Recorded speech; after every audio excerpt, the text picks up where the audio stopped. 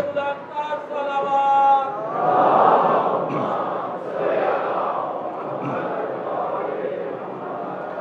بالله من الشيطان الرجيم بسم الله الرحمن الرحيم الحمد لله رب العالمين بارئ الخلائق أجمعين الحمد لله والصلاة على آلها الصلاة والسلام على سيد الأنبياء والمرسلين العبد المؤيد الرسول المسدد المصطفى الأمجد الحبيب الأحمد النبي الأمي المكي المدني السراج المنير الكوكب الدري صاحب الوقار والسكينة المدفون بأرض مدينة سيدنا ونبينا وشفيع ذنوبنا طبيب قلوبنا وحبيب نفوسنا ومولانا أبي القاسم محمد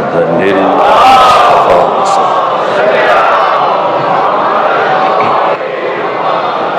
وأهل بيته الأطيبين الأطهرين الأنجبين المعصومين المظلومين ولعنة الله على أعدائهم ومنكري فضائلهم وغاصبي حقوقهم من جمع عذابتهم إلى الآن ومن الآن إلى قيام يوم الدين وبعد يوم الدين أما بعد فقد قال حق سبحانه وتعالى في القرآن بسم الله الرحمن الرحيم والعصر إن الإنسان لفي خسر إلا الذين آمنوا وعملوا الصالحات وتواصوا بالحق وتواصوا بالصبر صلوات بجی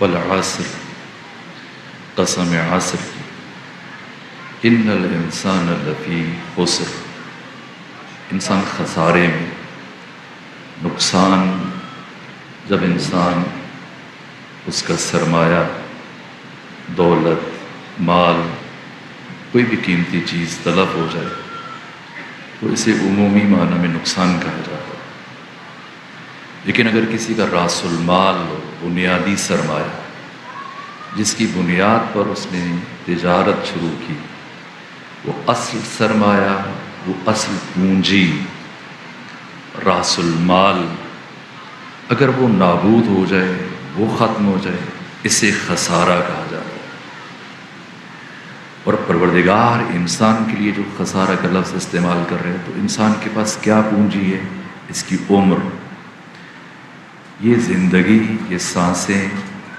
متاع حیات یہ شمردہ سانسیں انسان دنیا میں قدم رکھتا ہے تو دل دھڑکنا شروع کرتا ہے یہ جب اس کی حیات کا آغاز ہوتا ہے تو دل دھڑکنا شروع ہوتا ہے اور پھر یہ محدود دھڑکنیں یہ شمردہ گنی ہوئی دھڑکنیں اور ایک تعداد پر پہنچنے کے بعد چاہے انسان صحت مند کیوں نہ ہو یہ دھڑکن رک جائے گی دل خاموش ہو جائے گا انسان کی حیات کی بساط کو لپیٹ دیا جائے گا اور پھر ہزارہ سال مسلسل ایک مقام پر رک کر جسے قبر کہا جاتا ہے انسان اس دن کا اس وقت کا اس مقام کا انتظار کرے گا جسے قیامت کہا جاتا ہے اور پھر قیامت اس ایک کام کے لیے اس مقصد کے لیے کہ دنیا کے جو لمحات جو پونجی دی گئی جو سرمایہ دیا گیا جو راس المال دیا گیا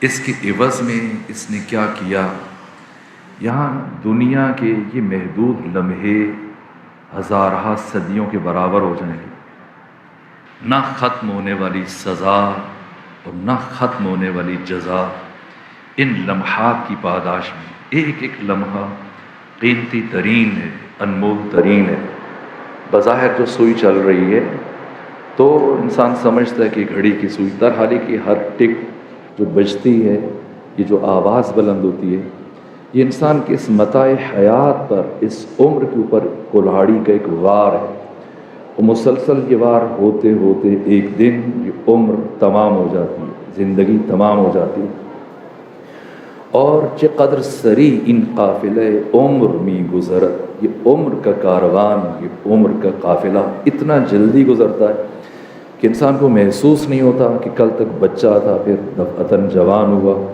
اور فوراً سے اسے خیال آتا ہے کہ میں ابھی کل تو بچہ تھا اور آج پھر میں بوڑھا ہو گیا۔ ایک شعر ہے، نہیں معلوم استاد قمر جلالوی کا ہے یا ان سے منسوب ہے، میں نے ان کی کسی کتاب میں یا ان کے دیوان میں نہیں دیکھا، کہ کچھ اس طرح سے ظاہر ہے طبیعت میری اس دفعہ ناساز، میں شرمندہ ہوں کہ بات پھیل بھی جاتی ہے، باتیں رہ بھی جاتی ہیں، ایک بات شروع کرتا ہوں وہ بات بیچ میں رہ جاتی ہے، ایک اور بات شروع کرتا ہوں بعد میں پھر احساس ہوتا ہے مجھے بہت شرمندگی کا، اور انشاءاللہ کہ آپ مجھے معاف فرمائیں گے میری اس کیفیت کو مد نظر رکھتے ہوئے۔ لیکن یہ شعر ظاہراً اس طرح سے ہے کہ پیری سے خم نہیں ہے، پیری سے یعنی بڑھاپے سے، خم یہ کجی جو انسان کی بڑھاپے میں آ کے کمر جھک جاتی، کہا کہ پیری سے خم نہیں ہے میری کمر میں، اے کمر، کچھ اس طرح سے کہ یہ جو میری کمر میں خم ہے، کمر ان کا نام بھی ہے اور دوسرا بھی انہوں نے کمر استعمال کیا، کہ پیری سے خم نہیں ہے کمر میں میری کمر، پھر کیوں جھکا ہوں؟ کہا کہ میں جھک کے ڈھونڈتا ہوں جوانی کدھر گئی۔ انسان سمجھتا ہے کہ طویل عمر ہے، لیکن نہ ایسے گزرتی ہے، یہ لمحات مسلسل، ہر لمحہ جو گزر رہا ہے یہ فوت ہو رہا ہے اس کا یہ لمحہ، اور خدا کرے کہ یہ فوت ہو اور اس کا لمحہ جو مر رہا ہے اور یہ مر کے پھر جی رہا ہے، ایسے نہ ہو کہ یہ قتل ہو اور انسان اپنے لمحات کا قتل کرے۔ خودکشی وہ نہیں ہوتی کہ جو انسان دفعتاً کرتا ہے، جب انسان اپنا وقت برباد کر رہا ہوتا ہے، اپنا وقت ضائع کر رہا ہوتا ہے، یہ خودکشی۔ قبر میں انسان سے ایک ایک لمحے سے متعلق سوال کیا جائے گا، اسی لیے امیر المومنین کا ایک شعر ہے کہ فوت الوقت اشد من فوت الروح۔ امیر المومنین فرماتے ہیں کہ انسان کا وقت جب ضائع ہو رہا ہوتا ہے یہ اس کی مر جانے سے زیادہ سخت ہے۔ فوت الوقت اشد من فوت الروح، کیوں؟ لأن فوت الوقت انقطاع عن الخالق وفوت الروح انقطاع عن المخلوق۔ کیوں وقت کا ضائع ہونا انسان کے مرنے سے زیادہ سخت ہے علی کی نگاہ میں؟ فرمایا اس لیے کہ جب انسان کا وقت ضائع ہو رہا ہوتا ہے تو خدا کے ساتھ اس کا رابطہ قطع ہوتا ہے، اور جب اس کی روح اس دنیا سے رخصت ہو جاتی ہے تو پھر مخلوق کے ساتھ اس کا رابطہ قطع ہو جاتا ہے۔ مخلوق کے ساتھ رابطہ قطع ہو جانا یہ وہ نقصان نہیں ہے، لیکن اگر کسی کا خدا کے ساتھ رابطہ قطع ہو جائے یہ نقصان ہے، یہ خسارہ ہے۔ اس لیے پروردگار فرما رہا ہے والعصر، قسم ہے عصر کی، ان الانسان لفی خسر، ازل سے لے کے ابد تک ہر طبقہ بشر اور ہر قوم قبیلے نسل رکھنے والا انسان خسارے میں، الا الذین آمنوا، اللہ کے بعد پھر 4 وصف بیان کیے پروردگار نے، ایک ایمان، دوسرے عمل صالح، تیسرے حق کی وصیت، چوتھے صبر کی وصیت۔ یہ 4 رکن منشور جہانی انسان کی سعادت کا یہ عالمی منشور ہے، یہ دستور العمل قیامت تک کے انسانوں کی سعادت اور نجات کا۔ اس لیے آیت اللہ سید محمد حسین طباطبائی رحمۃ اللہ علیہ 1400 سالوں میں بڑی بڑی تفاسیر لکھی گئیں، مختلف زاویوں سے، مختلف عناوین سے، مختلف جہتوں سے، مختلف پہلوؤں سے، ادب میں ایک بلاغی اعتبار سے، روایی اعتبار سے، فلسفی اعتبار سے، کلامی اعتبار سے، ہر زاویے سے، اور پھر بہت ساری ایسی تفاسیر ہیں کہ ایک ایک آیت کی تفسیر 20 طرح سے 25 طرح سے کی، جیسے سید مصطفیٰ خمینی، البتہ ان کی تفسیر مکمل نہ ہو سکی تھی اور آپ کو صدام نے شہید کر دیا۔ آقا خمینی رضوان اللہ تعالیٰ علیہ کے بڑے فرزند سید مصطفیٰ خمینی 6 جلدیں لکھی اور ہر آیت کی تفسیر 26 طرح سے کی۔ پہلے اسی آیت کو وہ فلسفے میں لے کے گئے، پھر اسی آیت کو ادب میں لے کے گئے، پھر اسی آیت کو روایات میں لے کے گئے، پھر اسی آیت کو قرآن کی دیگر آیات سے مقایسہ کیا، پھر اسی آیت کو بلاغت میں لے کے گئے، پھر اسی آیت میں علم اجتماع میں لے کے گئے۔ ہر آیت کی 26 طرح سے تفسیر کی، بہترین تفسیر ہے لیکن مکمل نہ ہو سکی، اور جناب آلوسی کی تفسیر روح المعانی، اور جناب ثعلبی کی تفسیر کشف البیان، اور علامہ جلال الدین سیوطی کی تفسیر در المنصور، اور اسی طرح سے جار اللہ زمخشری کی تفسیر کشاف، یہ بڑی بڑی تفاسیر، تفسیر تبیان کو دیکھ لیجیے، اور دو نور الثقلین، تفسیر قمی، یہ جتنی اہل تسنن اہل تشیع نے تفاسیر لکھی 1400 سالوں میں، قرآن حکیم کی اب تک کی جتنی تفاسیر لکھی جا چکی ہیں، ان میں سب سے بہترین تفسیر لکھی گئی آج تک، اس کا نام ہے تفسیر المیزان، جسے علامہ سید محمد حسین طباطبائی نے لکھا، اور استاد شہید مرتضیٰ مطہری غیر معمولی شخصیت ہے۔ استاد شہید مرتضیٰ مطہری، مجھے یاد آ رہے بزرگوار نے سوال بھی کیا تھا، تو مرحوم اقبال سے متعلق ظاہراً ان کی کسی کتاب کا حوالہ دے کر کے جناب مرحوم اقبال نے سے متعلق شہید مطہری نے یہ کہا کہ انہوں نے توحید اور معاد کے حوالے سے یہاں پر اشتباہ کیا۔ ہاں یہ حقیقت، جب اسلام کا نصاب تحریر کر رہے تھے استاد شہید مرتضیٰ مطہری، خود چونکہ اہل کتاب ہے، اہل علم ہے اور علمی شخصیت ہے، میں بھول گیا تھا انہوں نے بات کی اور بھی مجھے خیال آیا، تو استاد شہید مرتضیٰ مطہری، دیکھیے ہمارے پاس فقہا ہیں، مجتہدین ہیں، لیکن فقیہ کسے کہتے ہیں؟ جو اسلام کی کسی ایک موضوع جسے فقہ کہا جاتا ہے، احکام کہا جاتا ہے، حلال و حرام، یہ مسائل، ان میں جو مہارت حاصل کر لے اسے آپ فقیہ کہتے ہیں، اسے آپ مجتہد کہتے ہیں۔ جس طرح سے مثلا ہر مرحلے میں، ہر شعبے میں ایک الگ ڈاکٹر ہوتا ہے، تو آپ اس کی طرف، اگر آپ کو آنکھ کا مسئلہ ہے تو آپ اس کی طرف رجوع کریں گے، اگر کسی کے کان میں تکلیف ہے تو پھر وہ اس کے ڈاکٹر کے پاس جائے گا، اگر دل کا مسئلہ ہے، اور عوارض ہے۔ اسی طرح سے فقیہ کسے کہتے ہیں؟ فقیہ وہ نہیں ہوتا کہ جو سارے دین کا، سارے علوم کا وہ حامل ہو، سب کو جانتا ہو، نہ، فقیہ وہ کہ جو علم فقہ میں مہارت رکھتا ہے۔ ضروری نہیں کہ ہر فقیہ اسلام شناس بھی ہو، ہر اسلام شناس فقیہ ہوتا ہے، لیکن ہر فقیہ اسلام شناس ہو یہ ضروری نہیں ہے۔ ہو سکتا ہے اس نے اسلام کی فقہ میں اتنا تبحر حاصل کیا ہو، کتاب الطہارت سے لے کر کتاب الدیات تک، یہ جو 56 کتابیں ہیں ان میں مہارت حاصل کی ہو، تو تقریباً 2.5 لاکھ احکام بیان ہوئے، ایک مشکل مرحلہ ہے ان کو سمجھنا۔ استنباط جو کہا جاتا ہے کہ فقیہ قرآن و حدیث سے استنباط کرتا ہے، استنباط کا مطلب جو علماء نے بیان کیا، جس طرح ایک بڑے بھوسے کے ڈھیر میں اگر ایک سوئی کھو جائے تو پھر کیسے اس کو تلاش کریں گے؟ آپ ایسے اٹھا کے نہیں رکھیں گے، ایک ایک تنکا اٹھائیں گے، کہیں اس کے نیچے وہ سوئی نہ پڑی۔ یہ ایک مشکل کام ہے، فقیہ بننا مشکل ہے، مجتہد بننا مشکل ہے۔ 8 علوم میں مہارت ہو تب انسان فقیہ بنتا ہے، لیکن اس کے باوجود میں یہ عرض کروں کہ ہر فقیہ اسلام شناس نہیں ہوتا ہے، لیکن ہر اسلام شناس فقیہ ہوتا ہے۔ ہر مجتہد اسلام شناس نہیں ہوتا ہے، لیکن ہر اسلام شناس مجتہد ہوتا ہے۔ تو مجتہدین بہت ہیں، وہ دین کے اس شعبے میں، فقہ میں، فقہ کل دین نہیں ہے، فقہ دین کا ایک جزو ہے، حلال و حرام یہ دین کا ایک جزو ہے۔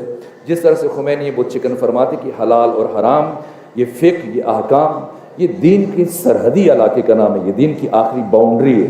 اگر کوئی حلال و حرام پہ عمل نہیں کرتا ہے اور ان احکام پہ عمل نہیں کرتا، وہ سرے سے مسلمان نہیں ہے۔ لیکن اصل دین، روح دین، وہ احکام سے گزر کر، فقہ سے گزر کر، وہ اسلام کے عالی ترین، بالا ترین معارف ہیں، وہ علوم ہیں کہ جنہیں قرآن اور معصومین علیہ السلام نے بیان کیا۔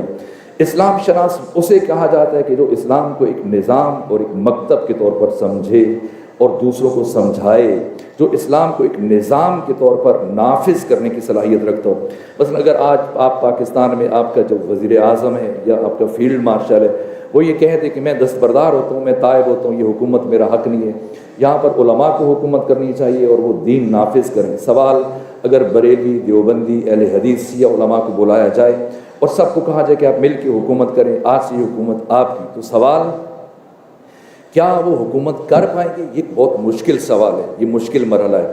اسلام کو بطور نظام نافذ کرنے کے لیے پہلے اس کو نظام کے طور پر سمجھنا ضروری ہے۔ جزوی شناخت یہ ہمارے یہاں بہت ایک المیہ ہے، بہت مرحلہ ہے۔ اگر ایک انسان ایک علم میں مہارت حاصل کر لے، جیسے حدیث میں مہارت کر لے، حدیث بھی بہت وسیع دنیا ہے، پھر حدیث کا ایک خاص شعبہ مثلا مناظرانہ آیات کو احادیث کو یاد کر لیتا ہے، ان کے حوالے یاد کر لیتا ہے، پھر اسی بارے میں مناظرے کرنا شروع کر دے، بات کرنا شروع کر دے جو اس کے مقابلے میں آتا ہے، اگر ایک سنی ہے یا شیعہ ہے یا دیوبندی ہے یا بریلوی ہے یا اہل حدیث ہے، تو اس طرح عام طور پہ ہوتا ہے کہ وہ چند سو یا چند ہزار احادیث کو پڑھا ہے، ان میں سے اہم ترین کو حفظ کر لیا، اب وہ گفتگو کرے گا، مناظرہ کرے گا، اور سننے والا وہ سمجھے گا یہ تو بہت بڑا عالم ہے، یہ پھر سب سے بڑا عالم ہے۔ نہ، اس نے دین کے ایک شعبے کے ایک حصے کا مطالعہ کیا ہے، اس کو سیکھا ہے، کچھ حفظ کر لیا ہے۔ نہ، یہ سمجھنا ہے اسلام شناس کسے کہا جاتا ہے۔ جو بات بزرگوار کا سوال تھا تو وہ 2-3 دن پہلے انہوں نے کیا اور مجھ تک پہنچا، لیکن پھر میرے حافظے سے نکل گیا، اور ابھی مجھے جب میں بات کر رہا تھا شہید مطہری کی اور علامہ سید محمد حسین طباطبائی کی، تو مجھے یہ بات یاد آ گئی۔ تو کون ہے اسلام شناس جو اسلام کو ایک مکتب کے طور پر سمجھے، ایک نظام کے طور پر سمجھے، روح اسلام کو اس کی تمام تر جزیات کے ساتھ سمجھے کہ اگر اسے اسلام نافذ کرنا پڑے تو وہ نافذ کر سکے، جیسے خود خمینی بت چکن ہے، جیسے شہید باقر الصدر ہیں، جیسے امام موسیٰ صدر ہیں، جیسے شہید ڈاکٹر مفدی ہیں، جیسے خود استاد شہید مرتضیٰ مطہری ہیں، جیسے علامہ سید محمد حسین طباطبائی ہیں۔ یہ وہ بالا ترین شخصیات ہیں، یہ سب کے سب فقیہ بھی ہیں، مجتہد بھی ہیں، اس سے بالا تر یہ اسلام شناس ہیں۔ یہ جو بات آپ نے فرمائی، میں شرمندہ ہوں، یہ جو آپ نے جملہ میرے لیے پیغام بھیجا کہ خود جو مرحوم اقبال سے متعلق جو میں نے جملے کہے ان کے قرآن سے متعلق، اور میں نے کہا کہ وہ قرآن حکیم کے بر صغیر پاک و ہند کے سب سے بڑے مفسر ہیں، تو بہرحال میں اپنی بات پر باقی ہوں، لیکن میں نے نسبی اعتبار سے کہا اس خطے میں، اس سرزمین میں جتنے لوگ قرآن کا علم رکھتے ہیں، جانتے ہیں، ان میں سے جو شخص قرآن مجید کی جس کو سمجھا ہے، ترجمانی کی ہے، یہ مرحوم اقبال ہے۔ وہ کہاں سے سمجھا ہے مرحوم اقبال نے؟ خود بیان کیا ہے۔ یہ قرآن مجید سے متعلق جو ان کے کلمات ہیں، چونکہ وقت کم ہوتا ہے میں ساری بات نہیں کہہ پاتا، وہ پھر باتیں رہ جاتی ہیں۔ یہ جو مرحوم اقبال نے قرآن سمجھا ہے، خود منع کیا ہے کہ جہاں پہلے کہا کہ گر تو میخواہی مسلمان زیستن، اگر تو مسلمان بن کے جینا چاہتا ہے تو نیست ممکن جز بقرآن زیستن، تو یہ ممکن نہیں ہے جب تک کہ تم قرآن مجید کے دامن میں پناہ نہیں لے لیتے ہو، جب تک کہ تم قرآن مجید کی شاگردی اختیار نہیں کر لیتے ہو۔ تو پھر قرآن نصاب انسانیت بھی ہے، نصاب اسلام بھی ہے۔ قرآن کے سامنے زانو ہے ادب، زانو ہے تتل مستح کیے بغیر نہ انسان بن سکتا ہے، نہ انسان مسلمان بن سکتا ہے۔ یہ جو بات کی اس میں کوئی مبالغہ نہیں، جو مرحوم اقبال نے کہا کہ گر تو میخواہی مسلمان زیستن نیست ممکن جز بقرآن زیستن۔ اقبال جب آپ کہہ رہے ہیں کہ قرآن کا سیکھنا ناگزیر ہے انسان بننے کے لیے، مسلمان بننے کے لیے، کس سے سیکھیں؟ بتائیں، آپ قرآن حکیم کے بڑے ہونہار شاگرد ہیں۔ جب اقبال سے پوچھا گیا تو اقبال نے ایک خاص طبقے کی نسبت منع کیا کہ خبردار قرآن سیکھنے کے لیے کبھی بھی اس کے پاس نہ جانا۔ کس کے پاس؟ کبھی ملا کے پاس نہ جانا۔ کیوں ملا کے پاس نہ جانا؟ کہا اس لیے کہ خود بدلتے نہیں، قرآن کو بدل دیتے ہیں۔ یہ خود نہیں بدلتے ہیں، اپنی زندگی کو، اپنی فکر کو، اپنی گفتار کو، اپنی رفتار کو، اپنے عمل کو، اپنے اسلوب کو، اپنی زندگی کے تقاضوں کو، نہ خود بدلتے نہیں، قرآن کو بدل دیتے ہیں۔ قرآن کے لفظوں کو نہیں بدلتے ہیں، قرآن کی آیتوں کو نہیں بدلتے ہیں، قرآن کے مفہوم کو بدلتے ہیں، اپنے مطلب کی بات نکال لیتے ہیں، آیتیں ملا کر اپنی مطلب کا نتیجہ لے لیتے ہیں۔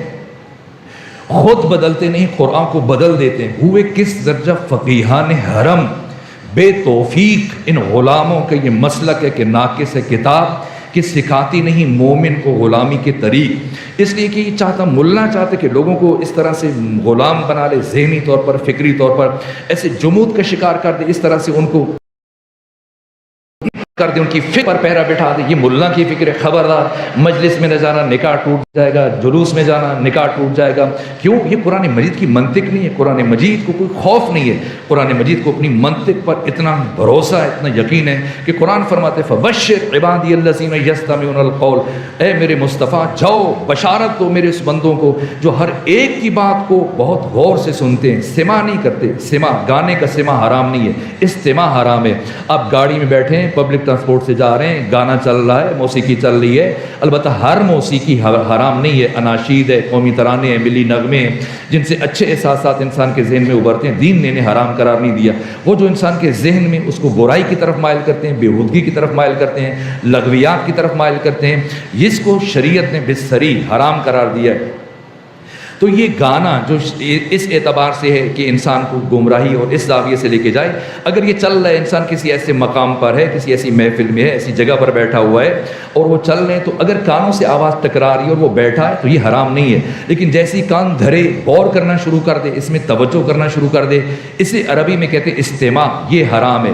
یہ جو پروردگار فرما رہے ختم مرتبت کو، فبشر عبادی الذین، میرے مصطفیٰ میرے ان بندوں کو بشارت دیجیے، خوشخبری دیجیے، یستمعون القول، ابھی میں نے والعصر کے مطلب میں معنی میں آپ کو بیان کیا، جب الف لام آ جائے اسے الف لام استغراق کہتے ہیں، القول یعنی ہر ایک کی بات کو سنیں، پہرا نہ بٹھایا جائے، نہ فلاں کی مجلس میں نہ جانا، فلاں کی تقریر نہ سننا، فلاں کا خطاب نہ سننا، فلاں کے جلوس میں نہ جانا، نکاح ٹوٹ جائے گا، فلاں ہو جائے گا، پریشانی بن جائے گی، نہ۔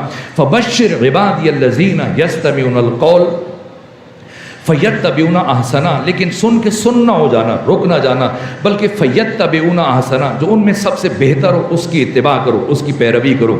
یہ قرآن مجید ہے جو اپنے فالورز کو، اپنے پیروکاروں کو یہ اس طرح سے ان کو حریت فکر سکھاتا ہے کہ کوئی قدغن نہیں ہے، کوئی پابندی نہیں ہے، کوئی فکروں پر پہرا نہیں ہے۔ اسلام زنجیروں کے ساتھ، میں نے دیکھا ہے، ویڈیوز دیکھی ہیں بہت سارے مدارس میں، آپ دیکھیں دینی طلباء کو، جو چھوٹے بچے ہوتے ہیں پاؤں میں زنجیر ڈال کے انہیں قرآن حفظ، وہ قرآن جو زنجیریں کھولنے کے لیے آیا تھا بشر کی، جب زنجیروں میں جکڑ کر، یہ مرحوم اقبال نے نوحہ پڑھا ہے کہ گلا تو گھونٹ دیا اہل مدرسہ نے تیرا، کہاں سے آئے صدا لا الہ الا اللہ۔ اسی لیے میں کہتا ہوں اقبال قرآن حکیم کے ترجمان ہیں، اور کہا کہ خبردار ملا کے پاس نہ جانا، کیوں؟ اس لیے کہ خود بدلتے نہیں، قرآن کو بدل دیتے ہیں، قرآن کے لفظوں کو نہیں بدلتے، آیتوں کو نہیں بدلتے، اس کے مفاہیم کو بدلتے ہیں، پڑھتے ہیں، اپنی مرضی کا مطلب حاصل کرتے ہیں۔ کیوں؟ وہ کس طرح فقیہان حرم بے توفیق، ان غلاموں کا یہ مسلک ہے، یہ کیوں ملا کیا قرآن کے بارے میں اس کی دید کیا ہے عملی طور پر؟ ان غلاموں کا یہ مسلک ہے کہ ناقص ہے کتاب۔ کیوں ناقص ہے؟ اس لیے کہ سکھاتی نہیں مومن کو غلامی کے طریق۔ یہ قرآن انسان کو درس حریت سکھاتا ہے، یہ انسان کو غلامیوں سے، سماج سے، سوسائٹی سے، ملا سے، ادھر ادھر کی جتنی بھی تعلیمات جو معتقدات ہیں، ان سب سے آزاد کر کے، رہائی دے کر اس کو مرد حر بناتا ہے، اسے حریت کا درس دیتا ہے۔ ہاں اس لیے ملا کے پاس کبھی نہ جانا۔ اقبال آپ بتائیں کہ جب ملا کے پاس نہ جائیں اور آپ کہتے ہیں کہ گر تمی خواہی مسلمان زیستن نیست ممکن جز بقرآن زیستن، تو بتائیں کس سے سیکھیں، کس کے پاس جائیں؟ قرآن کا سیکھنا بھی ناگزیر ہے، ملا کے پاس جانے سے آپ نے منع کر دیا۔ اقبال آپ بھی تو قرآن کے بڑے لائق شاگرد ہیں، آپ بتائیں آپ نے قرآن کس سے سیکھا تاکہ ہم بھی اسی کے پاس چلے جائیں؟ تو اقبال کہیں گے کہ رمز قرآن از حسین آموختیم، رمز قرآن از حسین آموختیم، ز آتش او شعلہ افروختیم، میں نے قرآن مجید کی معرفت حسین ابن علی سے سیکھی ہے۔ یہ اقبال ہے، یہ اقبال کا طر امتیاز ہے۔ لیکن اقبال بہرحال اگرچہ کہ انہیں اسلام کو پڑھا ہے، اسلام کو سمجھا ہے اور بہت مطالعہ، اور جب ہم ان کے اشعار کا مطالعہ کرتے ہیں یا ان کی جو نثری تحریریں ہیں، جو ان کی کتابیں لکھی گئی ہیں، ان میں ہم تدریج کو دیکھتے ہیں، اضراب کو دیکھتے ہیں، اوائل میں جو باتیں کہی ہیں وہ اور ہیں، جو وسط میں پہنچ کے پھر تسلسل سے رشد اور تعالی کے مدارج طے کر کے، اور بالآخر اقبال مرحوم نے جو زندگی کے آخری سالوں میں بات کی، آخری سالوں میں جو کچھ لکھا ہے، وہ میں اس کی بات کر رہا ہوں، وہ بہت کلام ناب ہے، جس سے متعلق رہبر شہید نے ان سے متعلق کہا کہ اقبال مرشد منس۔ ایک سیمینار میں جب اپنی تقریر کے دوران یہ جملہ کہا کہ اقبال مرشد منس، تو بعد میں یہ تقریر پخش ہوئی ہے، تب وہ صدر تھے ایران میں، بعد میں جب رہبر بنے، پھر ان کی رہبریت کے زمانے میں صدا و سیما نے، ایرانی ٹیلی ویژن نے ان سے رجوع کیا کہ ہم نشر مقرر کے طور پر آپ کی تقریر کو دوبارہ نشر کرنا چاہتے ہیں۔ اب آپ یہ بتائیں کہ وہ جملہ جو آپ نے اپنے خطاب میں اقبال سے متعلق کہا تھا کہ اقبال مرشد منس، میں اقبال کو اپنا مرشد سمجھتا ہوں، وہ جملہ بیچ میں سے حذف کر دیں، کاٹ دیں، ختم کر دیں یا اسے رہنے دیں، تو اقبال کیا کہا رہبر شہید نے کہ میں ابھی بھی اسی نظریے پر قائم ہوں کہ میں اقبال کو اپنا مرشد سمجھتا ہوں۔ ایرانی اقبال کو خمینی ناکام کہتے ہیں، اقبال ایک وجود ناشناختہ ہے، اقبال اس سرزمین کی بہت بڑی شخصیت ہے۔ یہ جو میں نے کہا، میں نے زندگی میں کوشش کی کبھی میری زبان سے کوئی مبالغہ نہ ہو، نہ کسی کی تقصیر کروں کم کر کے، نہ کسی کو بڑھا کے، کوشش کرتا ہوں کہ جو جس کا حق بنتا ہے اسی سطح پہ۔ لیکن جو بات آپ نے کہی ہے وہ اقبال مرحوم کی جو ابتدائی تحریریں ان سے متعلق، جب وہ پلٹ کے آئے، لندن سے پلٹ کے آئے، برطانیہ سے پلٹ کے آئے، سیکھ کر آئے، اور پھر جو ان کی پی ایچ ڈی کی تھیسس دے اور جو ان کی ابتدائی کتاب احیاء تفکر دینی، اس میں جو اقبال نے بات کی ہے مرحوم جو ان کے بعد زیادہ جو چیزیں شہید مرتضیٰ مطہری نے جو 6 کتابیں ایسا انسان جو اسلام کو سمجھنا چاہتا ہے اسلام کو پڑھنا چاہتا ہے تو اسلام کے نصاب کے طور پر شہید مرتضیٰ مطہری نے 6 کتابیں لکھی ہیں. مزید لکھ رہے تھے کہ ان کو شہید کر دیا گیا اور ان 6 کتابوں کا جو مجموعہ ہے اردو زبان میں بھی اس کا ترجمہ ہوا. یہ مقدمہ بر جہانبینی اسلامی اور اس کی پہلی کتاب خود علم و ایمان ہے. اگر کوئی سورہ والعصر کی تفسیر کو سمجھنا چاہتا ہے اس کا پہلا حصہ پڑھے. واقعاً شہید مرتضیٰ مطہری نے موتی پرو دی ہے. یہ استاد شہید مرتضیٰ مطہری نے اپنی کتاب علم و ایمان میں جو ان 6 کتابوں کے پہلا حصہ ہے مقدمہ بر جانبین اسلامی میں اس میں مرحوم اقبال کے لیے جملے کہے کہ مرحوم اقبال اپنی کتاب احیاء تفکر دینی میں ختم نبوت ثابت کرنا چاہ رہے تھے لیکن انہوں نے جو مقدمے قائم کیے جو ترتیب بنائی جن باتوں کو لے کے آئے تو ان سے ختم نبوت ثابت نہیں ہوئی بلکہ ختم دیانت ثابت ہو گئی ہے. جو بات آپ نے کہی میں اس کی تائید کرتا ہوں ایسا ہی ہے. اور شہید مرتضیٰ مطہری نے ان سے متعلق یہ کہا کہ ختم نبوت ثابت کرنا چاہ رہے تھے. اقبال اپنی کتاب میں یہ بتانا چاہ رہے تھے کہ اب نبی کسی اور نبی کی ضرورت نہیں ہے لیکن اقبال نے جو کچھ لکھا ہے جو ترتیب سے چیزیں بیان کی ہیں ان کا نتیجہ یہ نکل آیا کہ اب کسی دین کی ضرورت نہیں ہے. ختم نبوت ثابت کرنا چاہ رہے تھے ختم دیانت ثابت ہوگی. ایک صلوات بھیجیے خاندان فاطمہ پر.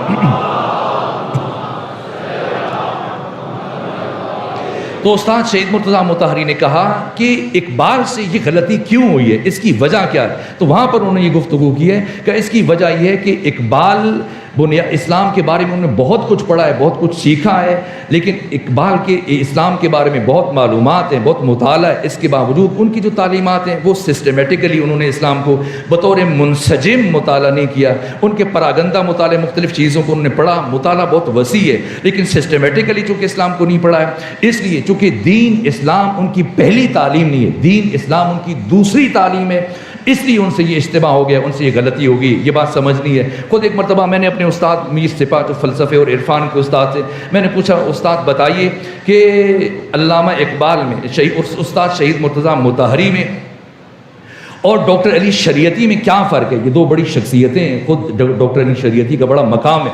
ڈاکٹر علی شریعتی میں اور مرحوم اور شہید مرتضیٰ مطہری ان 2 میں کیا فرق ہے.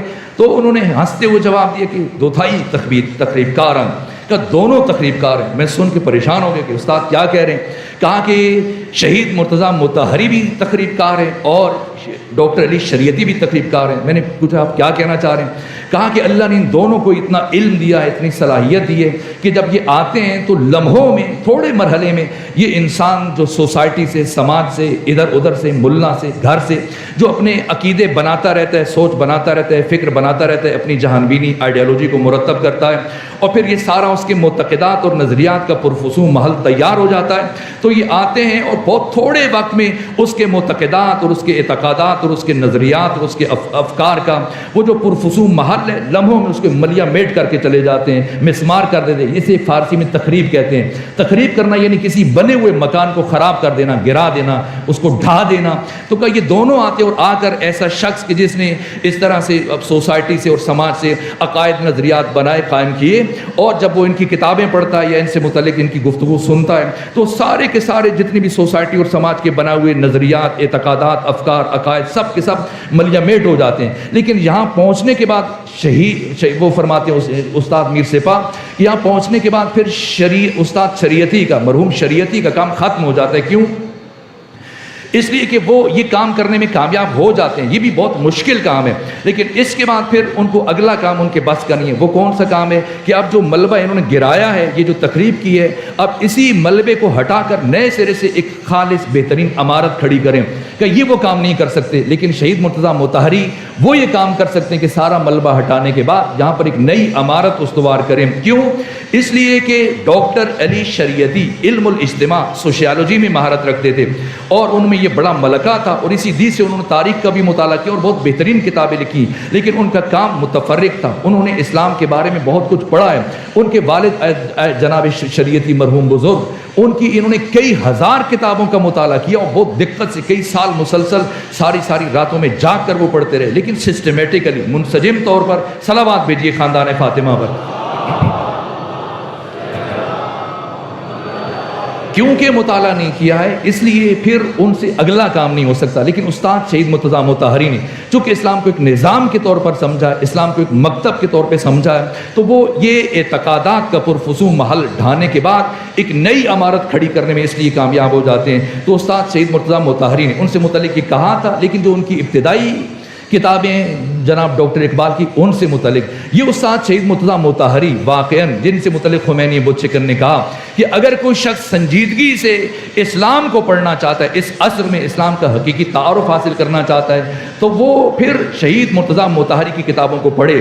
اور یہ استاد شہید مرتضیٰ مطہری وہ بیان کرتے کہ میں نے جس دن قلم اپنے ہاتھ میں لیا ہے کتاب لکھنے کے لیے, تو میں نے اپنے اللہ کے ساتھ عہد کیا کہ پروردگار تم نے لکھنے کی توفیق دی ہے, مجھے بولنے کی توفیق دی ہے, تو میں کبھی تو تیری ذات کے ساتھ وعدہ کرتا ہوں کہ کبھی کوئی سیکنڈ ہینڈ انفارمیشن چبی چبائی بات تو کسی سے سن کے دوسرے کو سنا دوں, کسی کے پڑھ کے دوسرے کو نہ, جب بھی بات کروں گا نئی بات کروں گا. اور آپ دیکھیں 30-40 سال گزر گئے استاد شہید مرتضیٰ مطہری کی شہادت کو, اور آج بھی ان کی کوئی کتاب اٹھائیں یوں لگتا ہے کہ ابھی لکھی گئی ہے, تازگی ہے, زندگی ان کی کتابوں میں.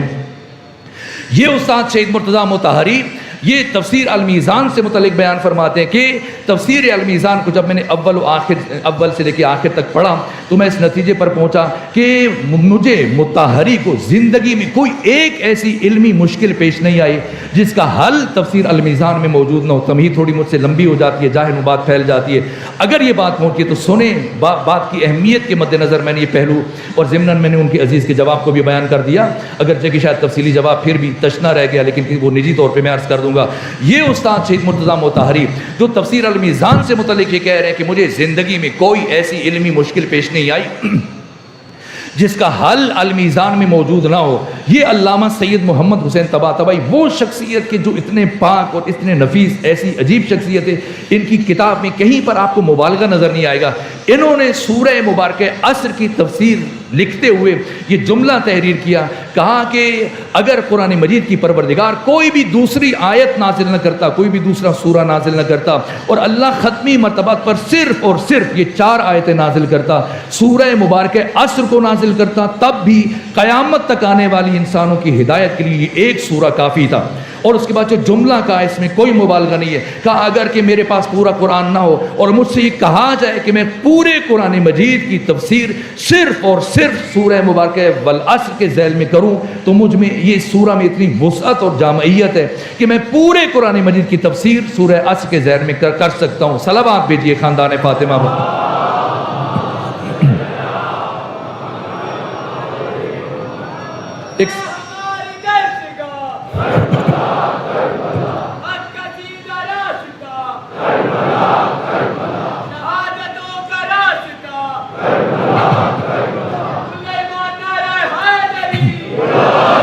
پروردگار آپ کو سلامت رکھے. اللہم صلی علی محمد و آل محمد. یہ آپ کی معرفت ہے, یہ آپ کی حسن سماعت ہے کہ ایسی خشک باتوں پر بھی آپ اس طرح سے تائید کرتے ہیں, نعرہ بلند کرتے ہیں, صلوات کی آواز بلند کرتے ہیں. یہ باتیں بچوں کے لیے ناگزیر ہیں. ایسے سنجیدہ افراد جو واقعی علم کو گہرائی میں چل کے دین کو سمجھنا چاہتے ہیں, اسلام کو ایک نظام اور مکتب اور سسٹم کے طور پہ سمجھنا چاہتے ہیں, ان کے لیے استاد حق شہید مرتضیٰ مطہری کتابوں کا مطالعہ ناگزیر ہے. اور پھر یہ جملہ جو میں نے عرض کیا, یہ سورہ مبارکہ عصر کی وسعت اور یہ سورہ عصر کے مضامین سے متعلق جو علامہ سید محمد حسین طباطبائی نے فرمایا والعصر ان الانسان لفی خسر. کل میں نے گفتگو کے آغاز میں کہا کہ انسان خود 3 چیزوں کا مجموعہ ہے, ایک جسم, ایک روح, اور پھر جب انسان شکم مادر سے دنیا میں آتا ہے تو تعلقات برقرار ہوتے ہیں. پہلے مرحلے کے لیے جو پروردگار نے فرمایا ایمان بات کی, روح کے لیے ایمان کا قرار دیا ہے, اور انسان کے جسم کے لیے اعمال صالحات, اور پھر جتنے بھی انسانی رشتے اور جتنے بھی تعلقات فرض کیے جا سکتے ہیں ان سب کے لیے یہ آخری 2 آیتیں, یہ آخری 2 رکن ہیں, وصیت حق, وصیت صبر. اس سے اگر کھولا جائے اس کی وسعتوں کو, میں اگر اس عشرے میں ان دنوں میں اپنی جہالت کے ساتھ صرف اس سورہ کا ابتدائی تعارف کروانے میں کامیاب ہو جاؤں, ظاہر کہ ساری چیزیں بیان نہیں ہو سکتی ہیں, ممکن نہیں ہے. تو ہم خود اگر اس کی طرف بڑھیں اور قرآن کے سامنے زانو ہے ادب طے کریں, زانو ہے تتلمس طے کریں. اب سوال یہ کہ کسی نے مجھ سے پوچھا, ابھی مجھ سے سوال کیا گیا آتے ہوئے, یہ پوچھا گیا کہ یہ بتائیے کہ سورہ مبارکہ عصر کے شروع میں اللہ نے ایک قسم اٹھائی اور اس کے بعد پھر پروردگار نے 4 رکن بیان کیے, لیکن سورہ مبارکہ 3 میں پروردگار نے 4 قسمیں اٹھائیں اور 2 رکن بیان کیے, اور وہ 2 رکن وہی ہیں جو سورہ مبارکہ عصر کے ابتدائی 2 رکن ہیں. بہت خوبصورت سوال ہے, واقعاً بہترین سوال ہے. کہ سورہ مبارک عصر میں اللہ ایک قسم اٹھانے کے بعد، البتہ میں ابھی عرض کروں گا کہ کتنی قسمیں اٹھائی گئی ہیں، لیکن سوال بہرحال بہت خوبصورت ہے کہ ایک قسم اٹھائی سورہ عصر میں پروردگار نے، اور اس کے بعد اللہ نے 4 چیزیں بیان کی، ایک ایمان، دوسرے عمل صالح، تیسرے وصیت حق، چوتھے وصیت صبر۔ لیکن سورہ مبارک 3 میں پروردگار نے 4 قسمیں اٹھائیں، والتین والزیتون وطور سینین وہذا البلد الامین۔ اس کے بعد فرمایا لقد خلقنا الانسان فی احسن تقویم ثم رددناہ اسفل سافلین، اور پھر کیا فرمایا الا الذین آمنوا وعملوا الصالحات۔ بس یہ دو رکن بیان کیے، تو وہاں 4 قسمیں اٹھانے کے بعد اللہ نے 2 رکن بیان کیے، یہاں ایک قسم اٹھانے کے بعد پروردگار نے 4 رکن بیان کیے۔ یہ فرق کیا ہے؟ پہلے یہ سمجھنا ہے کہ جو 2 رکن بیان کیے گئے سورہ مبارک 3 میں، اس کے شروع میں جو اللہ نے 4 قسمیں اٹھائی ہیں، ان قسموں کا بہت دقیق رابطہ ہے۔ اگر ان قسموں کا حقیقی مفہوم میں آپ کے سامنے بیان نہ کر سکا تو اس عزیز جوان کے سوال کا میں جواب نہیں دے پاؤں گا۔ ان 4 قسموں کے مفہوم کو سمجھنا ہوگا، درک کرنا ہوگا، پھر فرق پتہ چلے گا کہ کیوں سورہ عصر میں اللہ ایک قسم کھا کے 4 باتیں کر رہے، سورہ 3 میں پروردگار 4 قسمیں کھا کے 2 باتیں کر رہے۔ سورہ مبارکہ 3 میں جو پہلی قسم اٹھائی فرمایا والتین، مجھے درخت انجیر کی قسم، پھر فرمایا والزیتون، مجھے درخت زیتون کی قسم، فرمایا طور سینین، مجھے طور سینا کی قسم، اور اس کے بعد فرمایا وہذا البلد الامین، مجھے امن والے شہر مکہ کی قسم۔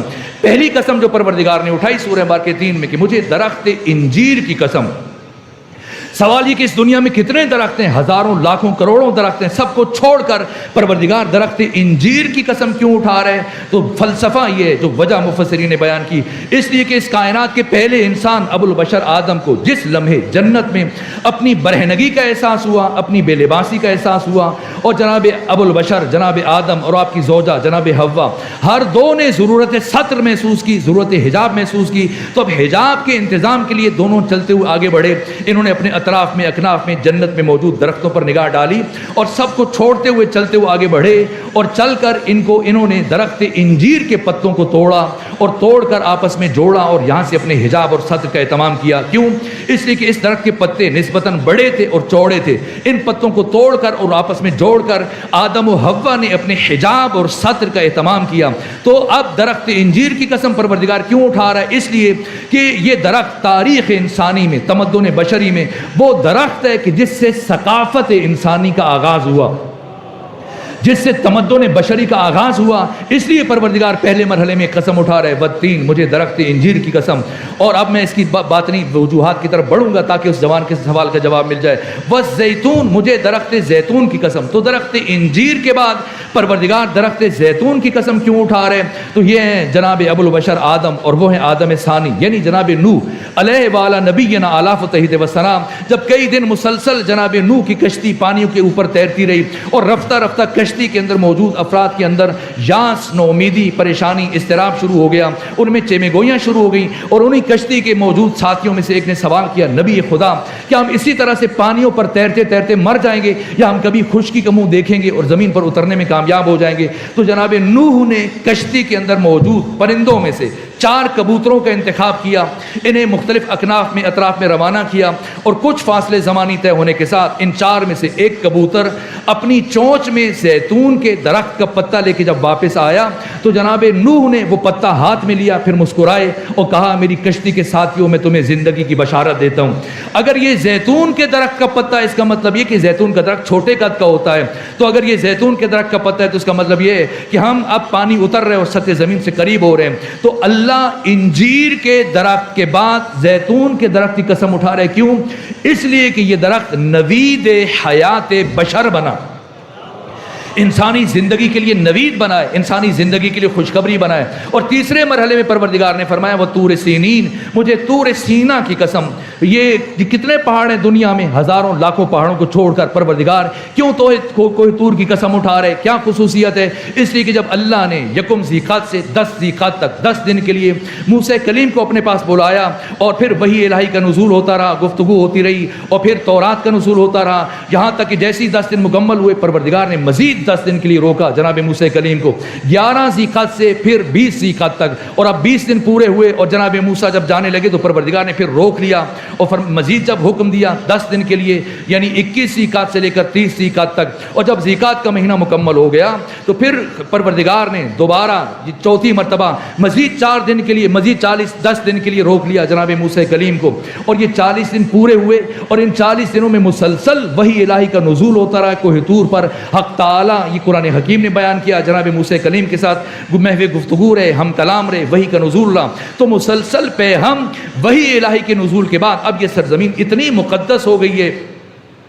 اتنی اس درجے پر پہنچ گئی ہے کہ اس کے بعد دوبارہ جب بھی موسیٰ اس مقام پر آتے تو خدا فرماتا یا موسیٰ فخلا نعلیک انک بالوادی المقدس طویٰ، موسیٰ جوتے اتار دیجئے کہ آپ ایک مقدس وادی میں داخل ہو رہے ہیں۔ تو یہ تیسری قسم، اور چوتھی فرمائی پروردگار نے وہذا البلد الامین، مجھے امن والے شہر مکہ کی قسم۔ پروردگار مدینہ کی قسم اٹھا سکتا تھا، کوفہ کی، بصرہ کی، حجاز کی، طائف کی، مصر کی، فلسطین کی، لیکن پروردگار نے دنیا کے تمام شہروں کو چھوڑ کر کیوں اللہ نے مکہ کی قسم اٹھائی؟ تو یہ قرآن ہے جس سے متعلق مولا متقیان فرماتے کہ القرآن یفسر بعضہ بعضا، قرآن کا بعض حصہ بعض دوسرے حصے کی تفسیر بیان کرتا ہے۔ یہاں پر پروردگار نے فرمایا کہ مجھے شہر مکہ کی قسم، اور سورہ مبارکہ بلد میں پروردگار نے فرمایا کہ لا اقسم بہذا البلد، میں کبھی اس شہر مکہ کی قسم نہ اٹھاتا۔ پھر کیوں اٹھا رہا ہوں؟ وانت حل بہذا البلد، اس لیے کہ میرے مصطفیٰ آپ یہاں رہتے ہیں، آپ یہاں زندگی گزارتے ہیں، اس مکہ کی گلیوں میں چلتے ہیں، سانس لیتے ہیں، تو پیغمبر تو مدینہ میں بھی رہے اور آپ کی قبر بھی مدینہ میں بنی ہے، تو پھر اللہ مدینہ کی قسم کیوں نہیں اٹھا رہے؟ تو صرف پیغمبر اسلام کی وجہ سے پروردگار شہر مکہ کی قسم نہیں اٹھا رہے، بلکہ 2 اور ہستیاں ہیں جن کی وجہ سے پروردگار شہر مکہ کی قسم اٹھا رہے۔ تو وہ کون سی 2 شخصیتیں؟ اگر پروردگار ان 2 ہستیوں کا نام لے لیتا قرآن میں سورہ بلد میں تو مسلمان قرآن کا وہی حال کرتے جو یہودیوں نے تورات کا کیا ہے، عیسائیوں نے انجیل کا کیا ہے۔ اس لیے نام بیان نہیں کیا لیکن ان دونوں کا رشتہ بیان کر دیا۔ کیا فرمایا؟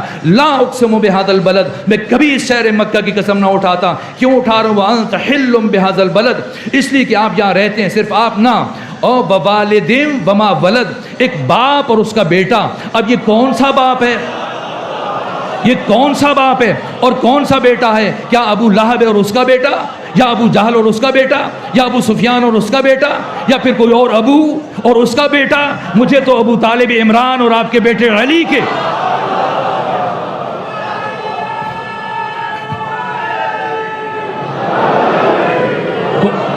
کوئی اور اس قابل نظر نہیں آتا کہ جن کی وجہ سے شہر مکہ کی قسم اٹھائی جائے، جو ختمی مرتبت کے ساتھ ایک ہی صف میں شامل ہو کر اس شہر کو لائے کے قسم بنا دیں۔ لیکن یہ 4 قسمیں اٹھائیں، البتہ ان قسموں کا باہمی ربط نہیں ہے کہ اللہ نے پہلے ایک درخت کی قسم 2 درختوں کی قسم اٹھائی ہے، پھر ایک پہاڑ کی قسم اٹھا لی، پھر ایک شہر کی قسم اٹھا لی۔ یہ بلاغت قرآنی کے خلاف ہے۔ تو اگر ہم ظاہر پر رکیں گے تو قیامت تک ان قسموں کے بیچ میں ربط معلوم نہیں ہو پائے گا، درحالی کہ اعجاز عددی قرآن کی بلاغت پر مستقل کتابیں لکھی جا چکی ہیں۔ جناب طنطاوی نے، آیت اللہ ہادی معرفت نے، استاد جوان آراستہ نے، کئی جلدوں پر مشتمل قرآن مجید کے اعداد، وقت نہیں کہ میں کچھ اشارے کر دیتا، اتنا دقیق اعجاز ہے قرآن مجید کے الفاظ میں، الفاظ کی تعداد سے متعلق، جس کے کچھ نمونے میں وقتاً فوقتاً عرض کرتا رہتا ہوں۔ تو پھر ان 4 آیتوں میں بظاہر ہمیں ربط معلوم نہیں ہوتا، لیکن اگر ہم ظاہر پر رکیں گے تو ربط معلوم نہیں کر پائیں گے۔ لیکن ناگزیر ہے کہ ظاہر سے باطن کی طرف سفر شروع کریں تاکہ اس ربط کو محسوس کیا جا سکے۔ اس لیے کہ پیغمبر اسلام نے فرمایا کہ لہو ظاہر و باطن، اس قرآن کا ظاہر ہے، اس قرآن کا باطن ہے، ظاہر انیق و باطن عمیق، اس کا ظاہر خوشنما ہے، اس کا باطن بہت گہرا ہے۔ تو اگر ظاہر پر رکیں گے تو ان 4 قسموں کے بیچ ہمیں ربط نظر نہیں آئے گا، لیکن اب باطن کی طرف جب سفر شروع کریں گے تو معصومین نے رہنمائی فرمائی ہے۔ بظاہر اللہ پہلے مرحلے میں درخت انجیر کی قسم اٹھا رہے، لیکن بباطن پروردگار پہلے مرحلے میں عہد آدم کی قسم اٹھا رہے۔ بظاہر پروردگار درخت زیتون کی قسم اٹھا رہے، لیکن بباطن پروردگار عہد نوح کی قسم اٹھا رہے۔ بظاہر پروردگار کوہ طور کی قسم اٹھا رہے، بباطن پروردگار جناب عہد موسیٰ کی قسم اٹھا رہے۔ بظاہر پروردگار شہر مکہ کی قسم اٹھا رہے، لیکن بباطن پروردگار عہد مصطفیٰ کی قسم اٹھا رہے۔ اس لیے تمام تر نبیوں کو آدم سے لے کر خاتم تک ان کی زندگیوں کو خلاصہ قرار دیا اور پھر وہی بیان فرمایا جو سورہ عصر میں بیان کیا جا رہا ہے۔ سورہ عصر میں فرمایا کہ ان الانسان لفی خسر، والعصر، اور دوسرے سورہ مبارکہ 3 میں پروردگار نے فرمایا کہ ثم رددناه اسفل سافلین، پھر ہم نے اسے انتہائی پستیوں میں ڈال دیا. ادھر بھی اللہ شروع ہوا، ادھر بھی اللہ شروع ہوا، ادھر کہا کہ الا الذین آمنوا وعملوا الصالحات، لیکن سورہ 3 میں پروردگار الا الذین آمنوا وعملوا الصالحات کہہ کر رک گیا. لیکن سورہ مبارکہ عصر میں کہا کہ وتواصوا بالحق وتواصوا بالصبر. دوسرے تو رکن بیان کیے، تو کیا پھر اختلاف ہے؟ نہ اختلاف نہیں ہے، اس لیے کہ سورہ 3 میں پہلے مرحلے کو بیان کیا جا رہا ہے. آدم سے لے کر ختمی مرتبت ان تمام تر انبیاء کے عہد کو بیان کیا جا رہا ہے. اس لیے اب نبی جب موجود ہیں تو وہ خود وتواصوا بالحق وتواصوا بالصبر کریں گے، وہ خود امر بالمعروف کریں گے، وہ خود نہی از منکر کریں گے. اور عوام کا اساسی فریضہ یہ ہے کہ الا الذین آمنوا اور عملوا الصالحات، یہ فریضہ ہے ان کا. دوسرے جو 2 رکن ہیں وہ خود انبیاء کر رہے ہیں. لیکن ختم نبوت کے بعد اب جب کہ کوئی نبی نہیں آئے گا تو اب قیامت تک آنے والے انسانوں کو، تمام مسلمانوں کو داعی قرار دیا گیا اور ان کو یہ ذمہ داری تفویض کر دی گئی، ان کو یہ ذمہ داری سونپ دی گئی. وتواصوا بالحق وتواصوا بالصبر، یہ قرآن مجید کی بلاغت ہے. صلوات بھیجیے خاندان فاطمہ پر.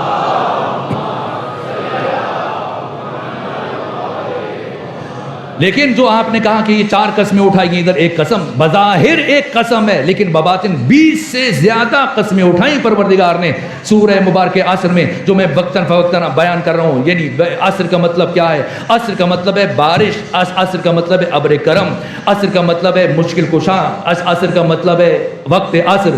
عصر کا مطلب ایک جو میں نے بیان کیا آپ کی خدمت میں، عصر کا مطلب وہ نماز عصر جس میں مولا متقیان نے حالت رکوع میں زکوٰۃ دی ہے. یہ نماز علی، خود مولا متقیان وہ جو عصر کی دوسری 2 رکعتیں یہ اعزاز علی ابن ابی طالب میں فرض کی گئیں، جو میں نے سال گزشتہ بیان کیا. اور یہاں پر نماز عصر وہ نماز عصر جس میں مولا متقیان نے، اب آپ دیکھیے کہ علی دنیا میں آنے کے بعد پیغمبر کے ہاتھوں پر جو 11 آیتیں تلاوت کر رہے ہیں، جو کل میں پوری طرح سے بیان نہ کر سکا، سورہ مبارکہ مومنون کی کل 118 آیتیں، ان میں سے پہلی 11 آیتیں پیغمبر اکرم اسلام کے ہاتھوں پر آ کر ان 11 آیتوں میں جو کامیاب ہونے والے انسان ہیں، خسارہ کے بدلے میں فلاح، خسارہ کے مقابلے میں فلاح، اور فلاح کی 7 علامات، 7 رکن بیان کیے. ان میں سے پہلا رکن کیا بیان کیا کہ وہ اپنی نمازوں میں خشوع کرتے ہیں. خشوع، اور علی خود کون ہے؟ امام الخاشعین، وہ امام الخاشعین کہ ایک جانب حالت رکوع میں نماز. یہاں پر کوئی اعتراض کر سکتا ہے جیسے کہ پہلے تو نہیں لیکن اب اس طرح کی باتیں شروع ہو گئی. کسی نے کہا کہ بھائی ایک طرف تو شیعہ کہتے ہیں کہ علی کی نماز ایسی تھی کہ وہ اگر ان کی حالت نماز میں تیر کھینچ لیا جائے انہیں خبر نہ ہو. تو جب علی کی نماز ایسی تھی کہ تیر کھینچ لیا جائے خبر نہ ہو، تو یہ کیسے پتہ چلا کہ کوئی سائل آیا ہے، مانگنے والا آیا ہے؟ اس کا مطلب دونوں باتیں بن گھڑت ہیں. پہلی بات بھی فرضی اور جعلی ہے، دوسری بات بھی فرضی اور جعلی ہے. پہلے بھی مولا متقیان کے مقابلے میں برابر میں یہ فضیلت گھڑی گئی ہے، ان کے لیے یہ فضیلت گھڑی گئی ہے کہ آپ نے حالت رکوع میں زکوٰۃ دی. بھلا یہ کون سی جگہ ہے زکوٰۃ دینے کے لیے کہ رکوع کی حالت میں زکوٰۃ دی جائے؟ اور دوسری بات یہ کہ کچھ سائل آیا تھا مانگنے والا، اور دوسری علی کی نماز ایسی تھی کہ تیر کھینچ لیا جائے خبر نہ ہو. ہاں واقعاً علی کی زندگی کی ہر نماز ایسی تھی کہ اگر تیر کھینچ لیا جائے تو خبر نہ ہو. اس میں کوئی جائے تعجب نہیں ہے. یہ قرآن مجید کہانیوں کی کتاب نہیں ہے، قصوں کی کتاب نہیں ہے. چند ایک واقعات بیان کیے، اور ان چند ایک واقعات میں سے قرآن حکیم نے سب سے زیادہ جس واقعے کو بہترین قرار دیا احسن القصص، یہ سورہ مبارکہ یوسف کو قرار دیا ہے. احسن القصص کا قرآن مجید کا سب سے بڑا قصہ. لیکن قرآن قصے کہانیاں سنانے کے لیے نہیں سناتا ہے، جگانے کے لیے سناتا ہے. بچپنے میں اب تو موبائل سیل ان چیزوں نے جگہ لے لی ہے، لیکن بچپنے میں ہمیں سنانے کے لیے دادی اماں، نانی اماں ہر رات کہانی سناتی تھی. لیکن وہ قرآن مجید ہمیں جگانے کے لیے کہانی سناتا ہے. یہ جو سورہ مبارکہ یوسف جسے احسن القصص کہا ہے، اسی میں پروردگار نے جو واقعہ بیان کیا ہے. یہ ایک مرحلہ جب زلیخا عزیز مصر کی زوجہ، جب چاروں طرف سے اس پر تانا زنی شروع ہو گئی، ہر خاتون، ہر عزیز مصر کے جو یہ زوجہ ہے زلیخا، جتنی بھی عمرا کی بیویاں تھیں سب کے سب اعتراض کر رہی تھیں، اے زلیخا تجھے کیا ہوا ہے؟ تم نے اپنی عزت کا خیال نہیں کیا، اپنے مقام کا، اپنی شخصیت کا. تو خاتون اول ہے، اس کے باوجود ایک غلام کے عشق میں گرفتار ہو گئی. جب چاروں طرف سے مسلسل تانا زنی شروع ہوئی اور اس کے لیے جینا دوبر ہو گیا، مشکل ہو گیا. وہ سوچنے کے بعد اس کے ذہن میں ایک تدبیر آئی، اور پھر اس نے ایک ارادہ کیا اور تمام اکابرین مصر کی بیویوں کو پیغام بھیجا کہ سب کے سب میرے ہاں آئیں، آ کر میرے ہاں کھانا کھائیں. سب کو کھانے کی دعوت دی. کہا کہ جب تم آؤ گی میرے ہاں میزبانی کے لیے آؤ گی، مہمانی پہ آؤ گی، تو میں وہاں سب کے سوال کا جواب دوں گی. سب خوشی خوشی چل پڑی کہ ہم سب کو اس کو زلیخا کو رسوا کرنے کا موقع ملے گا, سب اس کا تماشا دیکھیں گی. اور جیسے یہ ساری کی ساری جمع ہوئی اور اب انتظار میں کہ زلیخا کیا جواب دے گی اور کہ اپنی پشیمانی کس طرح سے ظاہر کرے گی, تو زلیخا نے کہا کہ میں تمہارے سوال کا جواب دینے سے پہلے ایک خواہش ہے کہ میرے گھر میں آئی ہو, پہلے مل کر تھوڑا سا کھا لو, اور جب تم یہ پھل کھا لو گی اس کے بعد میں تمہیں جواب دوں گی. اب سب کے سامنے ظرف رکھ دیا, سب کے سامنے پھل رکھ دیا, سب کے سامنے چھری رکھ دی ہے, اور پھر ایک جانب ان خواتین کو بٹھایا, ان کے سامنے پلیٹیں رکھ کر, چھری رکھ کر, پھل رکھ کر. دوسری جانب جناب یوسف جو پہلے ہی بہت حسین تھے, ان کے لیے نیا لباس آراستہ کیا, تیار کیا, بنوایا, اور ان کو کہا کہ آپ یہ لباس پہن کر یہاں پردے کے پیچھے رک کے میرا انتظار کیجیے گا. جیسے ہی میں آپ کو اشارہ کروں آپ نے چلتے ہوئے میری طرف آنا ہے, اور ابھی جب تک نہ کہوں آپ نے نہیں آنا ہے. تو اب یوسف منتظر ہیں کہ زلیخا کب کہے گی اور وہ چلتے ہوئے آئیں گے. اور دوسری جانب اب خواتین مضطرب ہیں, بے چین ہیں, جلدی سے چاہتی ہیں کہ وہ پھل کاٹنے کا کہا جائے تاکہ سنے کہ کیا صفائی دے گی اپنے متعلق. یہاں تک کہ حالت انتظار میں ایک ہاتھ میں سیب پکڑا ہوا ہے, دوسرے ہاتھ میں چھری پکڑی ہوئی ہے, اور منتظر ہیں کہ زلیخا اشارہ کرے ہم پھل کاٹیں اور پھر وہ سنیں جو وہ بتانا چاہتی ہے. تو ایک مرتبہ زلیخا نے اشارہ کیا کہ اب پھل شروع کرو, کاٹنا شروع کرو, کھانا شروع کرو. ادھر انہوں نے پھل کاٹنا شروع کیا, اور ادھر سے جناب زلیخا نے یوسف علیہ والا نبینا علیہ تحید وسنا کو اشارہ کیا, اور جناب یوسف جیسے ہی پردے کے پیچھے سے چلتے ہوئے ان خواتین کے بیچ میں سے گزرتے ہوئے آئے, تو جہاں جہاں سے یوسف گزر رہے تھے قرآن مجید نے یہ تحریر کیا فقطعنا ایدیہن, جتنی تھی سب کی سب نے پھل کاٹنے کے بجائے اپنی انگلیاں کاٹ ڈالی. تو اگر حسن مجازی سامنے آ جائے اور انسان پھل کاٹنے کے بجائے اپنی انگلیاں کاٹ ڈالے, اس میں تعجب نہیں ہوتا. تو وہ علی جو حسن حقیقی کو اپنی نگاہوں کے سامنے مشاہدہ کرتے تھے.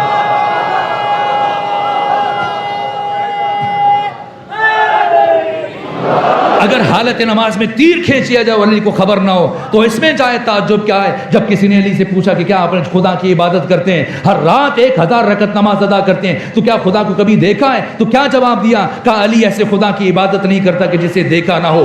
اور پھر اپنے متعلق اپنے تعارف میں فرمایا وہ جناب ابراہیم خلیل ہیں, شیخ الانبیاء, پیغمبر اسلام کے بعد سب سے بڑا درجہ تمام نبیوں میں ابراہیم خلیل کا ہے, جو پروردگار کی بارگاہ میں عرض کر رہے ہیں کہ رب ارنی کیف تحیی الموت, پروردگار بتا دکھا کیسے مردوں کو زندہ کرے گا. اور تو پروردگار نے فرمایا کہ اولم تؤمن, ایمان نہیں ہے؟ قال بلا, ایمان تو ہے. کہا پھر کیوں چاہ رہے ہو؟ کہا بل یطمئن قلبی, تاکہ میرا دل مطمئن ہو جائے. وہ سارا واقعہ قرآن مجید نے بیان کیا, اور پھر پرندے ان کو ذبح کیا گیا, ان کا قیمہ بنا کر مخلوط کر کے مختلف پہاڑوں کی چوٹیوں پر پھیلا دیا گیا, اور چاروں کی چونچیں اٹھا کر ایک ایک کو بلایا. یہ ابراہیم نے خدا کے حکم پر وہ سارے سمٹ کر اس کے اجزاء اکٹھے ہو کر وہ زندہ ہوا. یہ قرآن نے بیان کیا ہے. یہ ابراہیم خلیل ہیں, یہ ابراہیم خلیل کی توحید ہے. اور وہ علی ابن ابی طالب ہے جو اپنے تعارف میں فرماتے ہیں کہ لو کوشف الغطاء مزددت یقینا, اگر خالق اور مخلوق کے درمیان سارے پردوں کو ہٹا دیا جائے, سارے حجابات کو ہٹا دیا جائے, علی ابن ابی طالب کی یقین میں ذرہ برابر اضافہ نہیں ہوگا, ذرہ برابر. یہ عجیب منزل ہے, یعنی خدا کی جیسی معرفت مطلوب ہے ویسی معرفت یا نبی کے پاس ہے یا علی کے پاس ہے. اس لیے پیغمبر اکرام اسلام نے فرمایا کہ خدا کو یا میں جانتا ہوں یا علی جانتا ہے, اور مجھے یا خدا جانتا ہے یا علی جانتا ہے, اور علی کو یا میں جانتا ہوں یا خدا جانتا ہے. علی ابن ابی طالب, کیسے ممکن ہے کہ کوئی علی ابن ابی طالب کی معرفت کا حق ادا کر سکے اور یہ ادعا کر سکے کہ میں عارف ذات علی ابن ابی طالب ہوں. خود علی اپنے تعارف میں فرماتے ہیں کہ جہاں پر انسان کی عقل کی انتہا ہوتی ہے وہاں سے ہمارے فضائل کی ابتدا ہوتی ہے. علی عقل بشر, فکر بشر سے بالاتر ہے. اس لیے فرمایا کہ اما واللہ لقد تکمسا ابن ابی قحافہ, کس کے ساتھ علی کا تقابل کیا جائے؟ کہ اللہ کی قسم ابن ابو قحافہ نے زبردستی خلافت کی قمیص کو زیب تن کر لیا ہے. وَإِنَّهُ لَيَعْلَمْ, در حالی کے وہ اس بات کو جانتا ہے, انا محلی منہا محل القطب من الرہا, میرا مقام اس خلافت میں وہی ہے اور اس کائنات میں جو چکی کے پاٹ میں کیل کا ہوتا ہے. اور پھر اپنے تعارف میں کیا فرمایا؟ ینحدر عن السیل, اس کائنات میں جتنے بھی فضائل ہیں, جتنے بھی کمالات ہیں, سب کا سرچشمہ میری ذات ہے. مجھ سے ہو کر یہ فضائل باقی کائنات تک جاتے ہیں, انبیاء غیر انبیاء, اولیاء غیر اولیاء.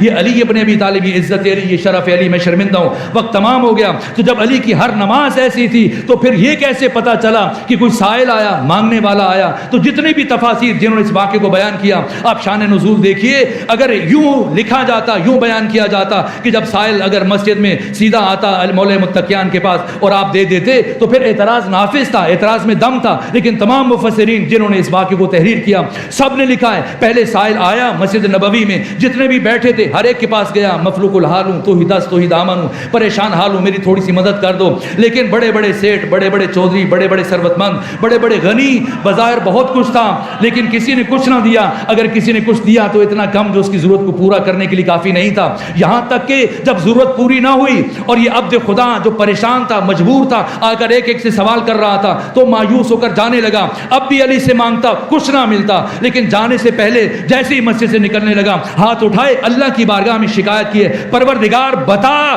کیا آج اپنے بندے کو آج اپنے گھر سے خالی ہاتھ رخصت کر دے گا؟ اب بھی علی سے مانگتا تو کچھ نہ ملتا, لیکن جیسے ہی پروردگار کی بارگاہ میں شکوہ کیا, پروردگار بتا کیا آج اپنے بندے کو اپنے گھر سے خالی ہاتھ روانہ کر دے گا؟ جیسے ہی خدا کی بارگاہ میں عرض کیا, ایک مرتبہ خدا جو علی کے ساتھ ہم کلام تھا اور علی جو خدا کے ساتھ ہم کلام تھا, عاشق نے معشوق سے, ایک مرتبہ حبیب نے محبوب سے کہا, علی ہماری باتیں ہوتی رہیں گی, پہلے میرے بندے کی مشکل آسان کر دیجئے.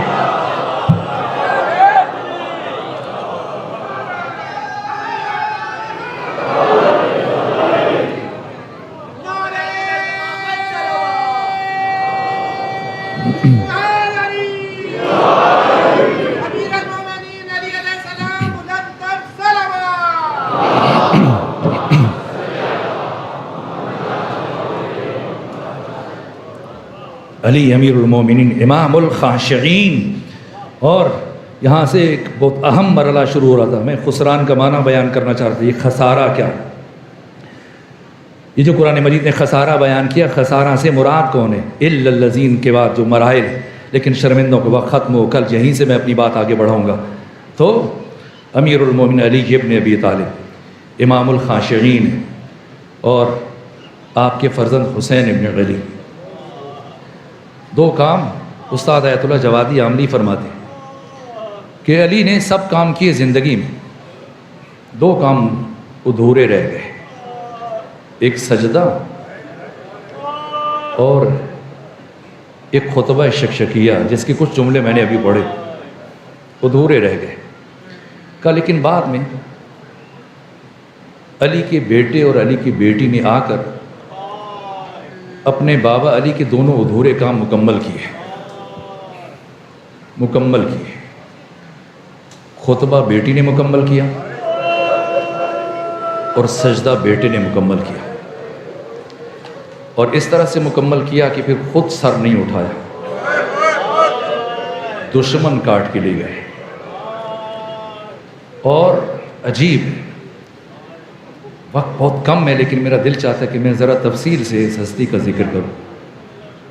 عجیب, علی امام الخاشعین, حسین امام الخاشعین, اس طرح سے کہ اپنے بابا کے ادھورے سجدے کو 19 کو جب سر رکھا تو ابن ملجم نے ضرب ماری, سجدہ ناتمام رہ گیا, سجدہ ادھورا رہ گیا.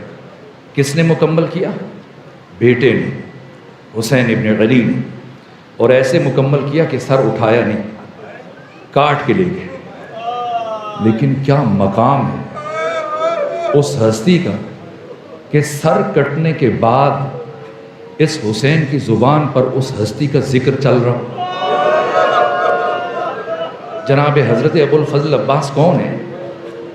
وقت ہوتا تو میں ایک ایک امام کا جملہ آپ سے متعلق, اتنا شرف ہے کہ جب حضرت ابو الفضل عباس کے فرزند وہ اس طرح سے بچپنے میں مدینے میں دوڑتے ہوئے, امام سجاد بیٹھے تھے, جناب ابو حمزہ سمالی سوالات کر رہے تھے, آپ ان کے جواب دے, اور جناب حضرت ابو الفضل عباس کے فرزند وہ سامنے سے ایسے گزرے تو آپ بات جو کر رہے تھے چھوڑ کے اٹھ کے کھڑے ہوئے, اور جب وہ بچہ گزر گیا تو بیٹھ گئے.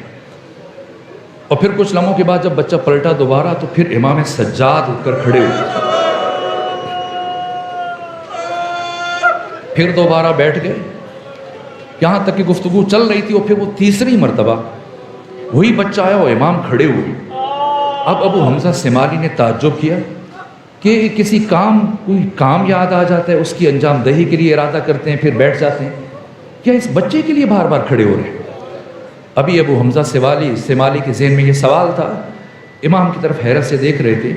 امام نے فرمایا, ابو حمزہ سمالی تجھے کیا معلوم کہ میرے چچا عباس کا مقام کیا ہے. اگر یہ بچہ قیامت تک میرے سامنے سے گزرتا رہتا، میں قیامت تک اس کے احترام میں کھڑا ہوتا رہتا. یہ ابو الفضل عباس کون ہے؟ وقت تو نہیں رہا، لیکن ایک جملہ آقا امام حسین نے کب یاد کیا جناب عباس کو میں عرض کرتا ہوں، لیکن اس سے پہلے ایک جملہ عرض کرتا ہوں. حسین کون ہے؟ اللہ نے حسین کو اس کائنات میں کیوں بھیجا؟ فلسفہ ارسال نور حسین، تاکہ انسانوں کو خدا کی معرفت حاصل ہو جائے. اس لیے خدا نے حسین کو بھیجا کہ انسانوں کو خدا کی معرفت حاصل ہو جائے. اور حسین ابن علی کے بعد عباس کو کیوں بھیجا؟ تاکہ انسانوں کو حسین ابن علی کی معرفت حاصل ہو جائے. حسین ابن علی کی معرفت، یہ بہت وزنی جملہ ہے. جناب حضرت ابو الفضل عباس بظاہر چہاردہ معصومین کی صف میں شامل نہیں، لیکن کردار اتنا بلند ہے کہ اگر کوئی سیرت ابو الفضل عباس کا مطالعہ کرے گا تو جناب عباس کے دامن پہ اسے کوئی ترک اولا کا دھبا بھی نظر نہیں آئے گا. مطیع امر مولا، عبد الصالح، جو کلمات زیارت میں آپ کے تعارف کے لیے کیا شرف ہے. عبد محض حسین، یوں غلامی کی، بھائی ہوتے ہوئے، علی کا بیٹا ہوتے ہوئے ساری زندگی کبھی بھی امام کو بھائی کہہ کے نہیں بلایا. کبھی آقا کا، کبھی امام کا، کبھی مولا کا، ان لفظوں کے ساتھ. اور ساری زندگی بچپنے سے ایسا نہیں کہ روز عاشور آپ نے پانی بھرا، پانی کے اوپر پھینک دیا، نہ، بچپنے سے والدہ نے جناب ام البنین نے آپ کو انگور کا ایک خوشہ دیا اور کہا بیٹا عباس یہ کھائیے، اور آپ بجائے بیٹھ کے کھاتے تو ظرف لے کے گھر سے باہر چل پڑے. اور جناب ام البنین نے آواز دی کہ بیٹا عباس کہاں جا رہے ہیں؟ کہ ماں آپ جانتی ہے کہ میں نے کبھی آقا حسین کے بغیر سبقت نہیں لی. کہ کیسے ممکن ہے کہ آقا نہ کھائیں اور میں کھانا شروع کر دوں؟ یہ فاؤں وفاؤں کا سلسلہ ہے. حسین ابن علی اور جناب حضرت ابو الفضل عباس، کیا شرف ہے، کیا مقام ہے. اور مولا متقیان نے ہمیں بتانے کے لیے عباس کون ہے. عباس کے لیے علی جیسا باپ ہونا کافی نہیں ہے، ام البنین جیسی ماں بھی ہونی چاہیے. اس لیے مولا متقیان نے اپنے بڑے بھائی جناب عقیل سے کہا عقیل آپ ماہر علم انصاب عرب ہیں، جائیں تلاش کریں کسی ایسی خاتون کو، کسی ایسے خاندان سے کہ مجھے کربلا میں میرے بیٹے حسین کی فوج کا علمبردار دے سکے. جناب عقیل پہنچے ڈھونڈتے ہوئے، کہا قبیلہ بنی کلاب کے سردار جناب حزام کے پاس. اور جیسے ہی گئے اور اپنے جانے کی آنے کی غایت بیان کی تو جناب حزام اٹھ کر کھڑے ہو گئے. میں اتنا خوش نصیب کہ داماد مصطفیٰ میرا داماد بن سکے، مجھے یہ رشتہ قبول ہے. تو جناب عقیل نے کہا کہ میرے بھائی علی نے یہ کہہ کے بھیجا ہے کہ باپ کے علاوہ بیٹی سے بھی پوچھا جائے، اگر اس کی بھی مرضی شامل ہو تو عقد کیا جائے گا، ورنہ نہیں ہو. تو جناب حزام نے اپنی زوجہ کو اپنی بیٹی ام البنین کے پاس بھیجا کہ امیر المومنین کی طرف سے خواستگاری کا پیغام آیا، آپ کا کیا جواب ہے؟ تو کیا جواب دیا بی بی نے؟ آپ کا نام بھی فاطمہ تھا، لقب ام البنین تھا، یہ لقب خود مولا متقیان نے دیا. تو کیا جواب دیا؟ کہا ماں مجھے اور تو کچھ معلوم نہیں کہ اس موقع پہ مجھے کیا کہنا چاہیے. ہاں میں یہ جانتی ہوں کہ رات جب میں سو رہی تھی تو میں نے عالم خواب میں ایک انتہائی نورانی چہرے والی بیوی کو دیکھا جنہوں نے میری پیشانی کا بوسہ لے کے مجھ سے کہا کہ میں تمہارے نبی کی بیٹی فاطمہ زہرا ہوں، اور ام البنین تمہیں مبارک ہو کہ تم عنقریب میرے بیٹے عباس کی ماں بننے ہو. وہ عباس کی جسے فاطمہ زہرا ماں کہے، یہاں تک کہ عقد ہوا. اور جناب ام البنین آئیں، اور جیسی آئیں امام حسن، امام حسین، زینب کبریٰ، زینب صغریٰ، ان چاروں بچوں نے آگے بڑھ کر استقبال کیا، چاروں نے ماں کہہ کے بلایا. جناب ام البنین کے بڑھتے قدم رک گئے، کہا میں آپ کی کنیز بن کر آئی ہوں، اگر ماں کہیں گے تو میں کیسے اس گھر میں قدم رکھ سکتا. اور پھر وہ دن جس دن حضرت ابو الفضل عباس دنیا میں آئے تو مولا متقیان نے اپنے ہاتھوں پر اٹھا کر داہنے کان میں آذان کہی، بائیں کان میں اقامت کہی، اور اس کے بعد کچھ دعائیں تلاوت کر رہے تھے. ایسے میں ثانیہ زہرا آگے بڑھی اور کہا بابا کچھ لمحوں کے لیے بھیا عباس میرے ہاتھوں پر رکھ دیں. مولا متقیان نے جناب عباس کو ثانی زہرا کے ہاتھوں پر رکھا اور بی بی نے پیشانی کا بوسہ لینے کے بعد کان میں کوئی جملہ کہا اور دوبارہ سے جناب عباس کو اپنے بابا کی گود میں واپس رکھا۔ علی پوچھنے بیٹی زینب آپ نے اپنے بھائی عباس کے کان میں کیا کہا؟ کیا جواب دیا بی بی نے؟ کہا بابا میں اپنی ماں فاطمہ زہرا کی وصیت پر عمل کر رہی تھی۔ ماں فاطمہ زہرا نے دنیا سے جاتے ہوئے مجھے یہ وصیت کی تھی، اے میری بیٹی زینب جب تمہارا بھائی عباس دنیا میں آ جائے اسے گود میں اٹھا کر اس کے کان میں میرا سلام کہنا۔ اے زینب عباس سے کہنا ماں فاطمہ زہرا تمہیں بہت یاد کرتی تھی۔ کب کب یاد کرتی تھی سیدہ زہرا جناب ابو الفضل عباس کو؟ میں نے روایات میں پڑھا ایک دن مولا متقیان جب اپنے بیت الشرف میں داخل ہوئے تو جناب ام البنین گھر میں پریشانی کے عالم میں چل رہی تھی صحن میں، اور مولا متقیان نے جب سلام کیا اور پوچھا ام البنین آپ مضطرب ہیں، بے چین ہیں، کیا ہوا؟ کہا آقا بہت وقت گزر گیا، عباس گھر سے باہر ہیں، ابھی تک واپس نہیں آئے۔ فرمایا عباس چھوٹے نہیں ہیں، آ جائیں گے۔ عرض کیا آقا میں حاسدین مدینہ سے ڈرتی ہوں، مبادا کوئی میرے بیٹے عباس کو نقصان نہ پہنچا دے، تو اگر آپ کے لیے باعث زحمت نہ ہو تو آپ عباس کو تلاش کر کے لے آئیے۔ ام البنین کی خواہش کے احترام میں علی چلے، کہاں پہنچے؟ جنت البقیع میں کسی قبر کے قریب عباس کھڑے زار زار گریہ کر رہے تھے اور زیر لب کچھ الفاظ ادا کر رہے تھے۔ علی قریب پہنچے کہ سنے عباس کیا بات کر رہے ہیں۔ اب جو علی قریب پہنچے تو سنا عباس کہہ رہے تھے اے بی بی میں نے سنا ہے کسی ظالم نے آپ کے دروازے کو آگ لگائی تھی۔ اے بی بی میں نے سنا ہے کسی شقی نے جلتا ہوا دروازہ آپ کے اوپر گرایا تھا۔ اے بی بی میں نے سنا کسی شقی نے آپ کے ہاتھوں پر تازیانے مارے تھے۔ اے بی بی میں نے سنا کسی شقی نے آپ کے رخسار اطہر پر تماچا مارا تھا۔ اے بی بی کاش میں ہوتا تو دشمن سے پوچھتا کہ تمہیں اتنی بڑی جرأت کیسے ہوئی۔ میں نے پڑھا مولا متقیان آگے بڑھے، حضرت ابو الفضل عباس کو سینے سے لگایا اور پھر پوچھا بیٹا آپ کی ماں گھر پہ آپ کے لیے مضطرب ہیں، آپ بہت دیر سے یہاں کھڑے ہیں، کیسے آئے؟ تو جناب عباس نے جواب دیا، کہا بابا میں اپنے گھر میں قرآن مجید کی تلاوت میں مصروف تھا تو دوران تلاوت میں نے محسوس کیا کہ کوئی برابر مسلسل مجھے پکار رہا ہے، آواز دے رہا ہے، یہاں تک کہ میں نے محسوس کیا کہ مجھے کہاں سے آواز آ رہی ہے، تو میں سمجھا کہ مجھے جنت البقیع سے آواز آ رہی ہے۔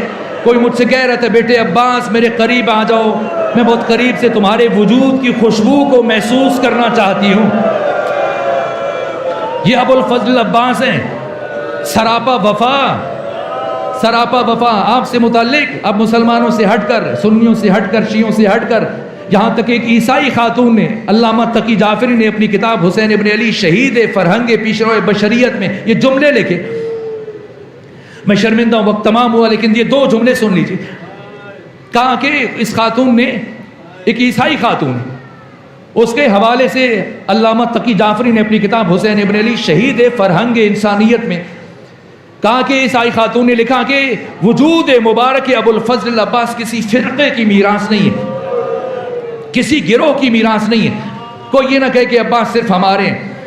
کہا کہ اس وقت تک دنیا میں یہ انسان 8,500 سالہ انسانی تاریخ میں 21 تہذیبیں گزار چکا ہے، 21 تمدن گزار چکا ہے، 21 کلچر گزار چکا ہے، اور پھر کہا کہ ہر انسانی تہذیب میں کچھ قدریں پائی جاتی ہیں، کچھ ویلیوز ہیں، لیکن ضروری نہیں کہ ہر انسانی تہذیب ہر قدر کو ایک جیسی پسند کا مظاہرہ کرے، نہ ضروری نہیں، ہو سکتا ہے ایک تہذیب ایک قدر کو بہت اہمیت دے لیکن دوسری تہذیب آ کر اس قدر کو وہ اہمیت نہ دے کا، لیکن تمام انسانی تہذیبوں میں، تمام انسانی ثقافتوں میں ایک قدر اور ویلیو وہ ہے جسے 8,500 سالہ انسانی تاریخ میں ہر تہذیب نے سب سے زیادہ پسند کیا، اور اس قدر کا نام ہے وفا، اور اس کائنات میں وفا کی معراج کا نام ہے ابو الفضل عباس۔ اور پھر اس عیسائی خاتون نے یہ جملہ لکھا ہے کہ قیامت تک آنے والا انسان فخر کر سکتا ہے کہ میں اس زمین پر زندگی گزار رہا ہوں جس زمین پر کبھی ابو الفضل عباس جیسی با وفا ہستی کے قدم پڑ چکے ہیں۔ یہ عباس جن پر بشریت کو ناز ہے، کہ ایک ہندو شاعر نے یہ کلام لکھا ہے کہ ہے جہاں میں اس قدر مخمور غم عباس کا، اور نقش سجدہ بن گیا ہے ہر قدم عباس کا، اور بدعتیں کہہ کر مسلمان جب الگ ہو جائیں گے ہندو ہو کر ہم اٹھائیں گے علم عباس کا۔ یہ عباس جن پر بشریت کو ناز ہے، حسین بھی علی کے بیٹے ہیں، عباس بھی علی کے بیٹے ہیں، وہ بچپنا ہے اور پھر ساری زندگی، یہاں تک کہ جب مدینہ سے چلے مکہ اور پھر مکہ رکنے کے بعد جب کربلا آئے، اس سارے سفر میں سید ابن طاؤس نے یہ جملے لکھے، کہا کہ اس سارے سفر میں اصحاب پیچھے تھے، مخدرات عصمت و طہارت ان سے پیچھے تھی، آقا حسین سب سے آگے تھے، اور دو ہستیاں امام حسین کے داہنے باہنے چل رہے تھے، داہنے جانب جناب علی اکبر اور بائیں جانب جناب ابو الفضل عباس کی سواری چل رہی تھی۔ کہا لیکن فرق یہ تھا کہ جناب علی اکبر کی سواری امام حسین کی سواری کی بالکل ساتھ ساتھ چل رہی تھی، اور جناب ابو الفضل عباس فاصلہ رکھ کے چلتے تھے۔ کسی صحابی حسین نے جناب عباس سے پوچھا کیا وجہ ہے کہ جناب علی اکبر تو اپنے بابا کے ساتھ مل کے چلتے اور آپ فاصلہ رکھ کے چلتے ہیں، لیکن اپنی نگاہیں مسلسل آقا حسین ابن علی میں رکھتے ہیں؟ تو کیا جواب دیا؟ کہا ادب اجازت نہیں دیتا، ادب اجازت نہیں دیتا کہ میں ساتھ مل کے چلوں۔ کیوں؟ کہا کہ میرے آقا کا قد درمیانہ ہے، میرا قد بڑا ہے، اگر ساتھ مل کے چلوں گا میرا سر اونچا نظر آئے گا، اور عباس کو گوارا نہیں ہے کہ عباس کا سر اپنے سردار سے اونچا نظر آئے۔ یہ عباس سراپا وفا، بہت واقعات میرے ذہن میں تھے، میرا جی چاہ رہا تھا آج میں تفصیلی بیان کروں۔ یہ عباس کون ہے؟ روز عاشور بڑی مشکلوں سے، دو شخصیتوں کو بڑی مشکل سے اجازت ملی، ایک جناب قاسم ہے، دوسرے جناب حضرت ابو الفضل عباس ہے۔ یہاں تک کہ جناب ابو الفضل عباس مسلسل یعنی شروع سے آغاز معرکہ سے بار بار اجازت طلب کر رہے تھے اور حضرت مؤخر کر رہے تھے، یہاں تک کہ جب آخری مرحلہ آیا اور اصرار حد سے بڑھا تو تب بھی اجازت نہیں دی، یہاں تک کہ جب خیموں سے گریے کی آوازیں بچوں کی بلند ہوئی، العطش کی صدائیں بلند ہوئی ہیں، تو ایک مرتبہ کسی بچے سے کہا کہ سکینہ کو بلا کے لے آئی، اور جب جناب سکینہ سے کہا کہ اگر آپ کسی طرح چل کر بابا کے سامنے میری سفارش کر دیں، میں آپ کے لیے بچوں کے لیے پانی لانے میں، تفصیلات بہت زیادہ ہیں، وقت ختم ہو رہا ہے، یہاں تک کہ اجازت ملی ہے، لیکن کربلا کے واحد شہید ہیں جو ہاتھ میں تلوار لے کر نہیں گئے۔ جتنے بھی شہید ہیں کربلا کے، ہر ایک نے کسی نہ کسی حد تک جنگ کی ہے، لیکن ابو الفضل عباس تلوار لے کر کسی مقتل کی کتاب میں، کسی تاریخ کی کتاب میں نہیں ملتا حضرت کے پاس تلوار ہو، نہ ایک نیزہ دے کے بھیجا گیا، ایک مشق دے کے بھیجا گیا، لیکن اتنے بڑے شجاع تھے حضرت ابو الفضل عباس۔ قرآن مجید نے جو انسان کی شجاعت کی آخری حد بیان کی ہے کہ انسان ایک وقت میں جتنا بھی شجاع ہو 10 افراد سے زیادہ لڑنے کی صلاحیت نہیں رکھتا، اگر مقابلے میں 10 آ جائیں قرآن کہتے ہیں جہاد ساکت ہو جائے گا، لیکن یہ ابو الفضل عباس ہیں، شط فرات پر 4000 افراد کا پہرا ہے، لیکن اتنے بڑے شجاع ہیں ابو الفضل عباس کہ جس طرف بڑھ رہے تھے تلوار نہ ہونے کے باوجود سپاہی ایک دوسرے کے اوپر گر رہے تھے، یہاں تک کہ آپ بڑھتے چلے گئے اور 4000 افراد کا کم سے کم محاصرہ توڑ کر جب شط فرات پہ پہنچے ہیں، مشق کو پانی سے بھرا ہے اور پیاسے لوٹے ہیں، یہ وہ مرحلہ تھا۔ میری خواہش تھی تفصیلی مسائل بیان کرتا، لیکن اب 2 جملے سنیں، یہ اتنا مشکل مرحلہ ہے کہ ایک مرتبہ جیسے ہی ابو الفضل عباس پانی لے کے خیام کی طرف چلے اس سارے حصار کو توڑتے ہوئے، ایک مرتبہ عمر ابن سعد نے کہا یہ مشکل مرحلہ ہے، اگر حسین کے خیام تک پانی پہنچ گیا، سارے کے سارے 11 جرنیلوں کو اکٹھا کر کے کہا سارے فوجیوں کو اکٹھا کرو، سارے سپاہیوں کو اکٹھا کرو، چاروں طرف سے حملہ آور ہو جاؤ، یہاں تک کہ ایک جھاڑی کے پیچھے، ایک گھاٹی کے پیچھے چھپ کر تو عامر ابن طفیل نے وار کیا، ایسا وار جس سے حضرت کا داہنا بازو قلم ہو گیا۔ بس میرے عزیزوں، یہاں تک کہ اگلی گھاٹی میں ایک دوسرے دشمن نے وار کیا اور پھر حضرت کا بایاں بازو قلم ہو گیا۔ جب دونوں بازو قلم ہوئے تو مشق کو آقا نے اپنے دہن میں لیا، اپنے دانتوں میں لیا۔ اس کے بعد وہ مرحلہ ہے جسے بیان کرنا میرے لیے مشکل ہے، یہاں تک کہ جب ہرملہ سے مختار ثقفی نے پوچھا تھا بتا تو نے کربلا میں کیا کیا تھا، اس نے کہا تھا میں نے کربلا میں 4 تیر چلائے تھے، 2 تیر کل عرض کروں گا، لیکن پہلے 2 تیر کا پہلا تیر میں نے مشق ابو الفضل عباس میں چلایا تھا، دوسرا تیر میں نے چشم ابو الفضل عباس میں چلایا تھا۔ یہ کربلا کا تیر جو حسین ابن کے جرنیل ابو الفضل عباس کی باہنی آنکھ میں لگا ہے، جیسی تیر لگا مجھے بتائیں آپ کی آنکھ میں کانٹا چبھ جائے آپ کیسے نکالتے ہیں؟ ہاتھ سے نکالتے ہیں، جس کے دونوں ہاتھ کٹ جائیں وہ تیر کیسے نکالے؟ ایک مرتبہ تیر کو نکالنے کے تیر کو نکالنے کے لیے ابو الفضل العباس نے اپنے دونوں زانو بلند کیے اور اپنے دونوں زانوؤں میں اس تیر کو کھینچنا چاہا، یا پشت سے ایک شقی نے لوہے کا وزنی گرز مارا، لوہے کا وزنی گرز مارا، جس کے بعد ابو الفضل العباس خود کو زین فرس کے اوپر سنبھال نہیں سکے۔ میرے عزیزو، مقتل کی کتابوں میں یہ جملے درج ہے، شام میں جب سر واپس کیے گئے تھے، سب کے سر تشت میں رکھ کے پیش کیے گئے تھے، ایک سر وہ تھا جو کپڑے کے تھیلے میں رکھ کے پیش کیا گیا۔ یہ کس کا سر تھا؟ یہ ابو الفضل العباس کا سر تھا، اس لیے کہ یہ سر اتنا زیادہ مجروح ہو چکا تھا۔ بس میرے عزیزو، کیا صرف سر شگافتہ ہوا؟ نہ، ایک مرتبہ آواز دی، یا اخا ادرک اخاک، بھیا اپنے بھائی کی مدد کیجئے۔ ایک مرتبہ حسین اٹھیں، لیکن اپنے راہوار کی طرف جانے کے بجائے، یہ مقتل کے جملے، حسین اپنے گھوڑے کی طرف جانے کے بجائے دوسری جانب چلے۔ ثانیہ زہرا نے پوچھا، بھیا حسین گھوڑے کی طرف کیوں نہیں جا رہے؟ فرمایا مجھے کچھ دکھائی نہیں دے رہا۔ بہت مشکل مرحلہ تھا حسین ابن علی کا عباس کی لاش پر آنا، کیا منظر تھا، کیا وفا تھی۔ اس سے پہلے کہ حسین عباس کو سلام کرتے، اتنے آشنا تھے اپنے آقا کے قدموں کی آہٹ سے کہ جیسے ہی حسین ابن علی قریب پہنچے، جناب عباس نے سلام میں پہل کی، قدموں کو اس طرح سے آپ نے پہچانا، یہاں تک کہ جیسے آئے اب ایک آنکھ میں تیر لگا ہوا ہے، دوسری آنکھ میں خون جمع ہے۔ آقا حسین نے اپنے جناب کا عباس کا سر اپنے ایک زانو پہ رکھا ہے، اور اس کے بعد بڑی باتیں ہیں۔ ایک جملہ کہا جناب عباس نے، کہا آقا بس میری ایک خواہش ہے، دنیا سے جاتے ہوئے بس ایک خواہش ہے۔ کیا خواہش ہے؟ کہ میں نے اپنی ماں سے سنا تھا، میں نے ام البنین سے سنا تھا، جب میں دنیا میں آیا تھا میں نے سب سے پہلے آپ کے چہرے کی زیارت کی تھی۔ میں جب دنیا میں آیا تھا میں نے سب سے پہلے آنکھیں کھول کر آپ کے چہرے کو دیکھا تھا۔ آقا اب خواہش ہے دنیا سے جاتے ہوئے سب سے آخر میں آپ کے چہرے کی زیارت کرتے ہوئے۔ آقا میں آپ کو زحمت نہ دیتا لیکن میرے ہاتھ موجود نہیں ہے۔